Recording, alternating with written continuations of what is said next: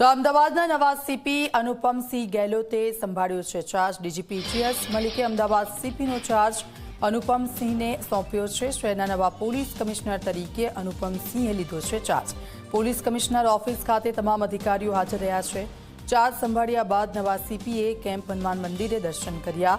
મહત્વનું છે કે 1997ની બેચના IPS અધિકારી અનુપમસિંહ ગેહલોતે આજે અમદાવાદના નવા સીપી તરીકે ચાર્જ સંભાળ્યો છે। ડીજીપી GS મલિકે અનુપમસિંહ ગેહલોતને ચાર્જ સોંપ્યો છે। અગાઉ અનુપમસિંહ ગેહલોતે સીપી તરીકે રાજકોટ, વડોદરા અને સુરતમાં સેવા આપી છે।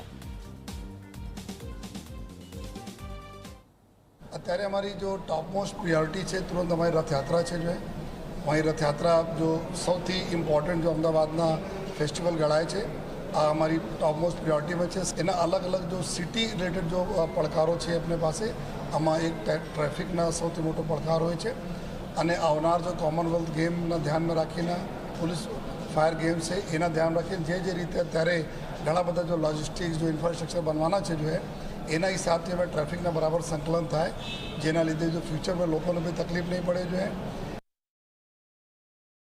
પબ્લિકના રંજાડતા ઘણા બધા તત્વો એવા હોય છે જો પબ્લિકના રંજાડતા રહે છે ભલે ઘણા બધા કેસીસમાં જો પોલીસના ચોપડે ઉપર નથી નોંધાતા આ પ્રકારના મેટર જો એના પણ અમે લોકો સામેથી જો પબ્લિક પાસે જઈને એના બી ટ્રાય કરીશ કે જો પોલીસના ચોપડે પર ભલે નહીં આવે પરંતુ લોકો એનાથી ત્રસ્ત હોય તો એના બી અમારી જો પોલીસ હોય અમદાવાદ પોલીસ એના ઉપર બી કાર્યવાહી કરશે જેથી કોમન મેનના એવું લાગવા જોઈએ કે ભાઈ પોલીસ ફક્ત ગુનેગારો માટે નથી પરંતુ કોમન મેનના બી જો એના જો પીડામાં સાથે છે અને સામેથી જઈને પૂછશે એના જો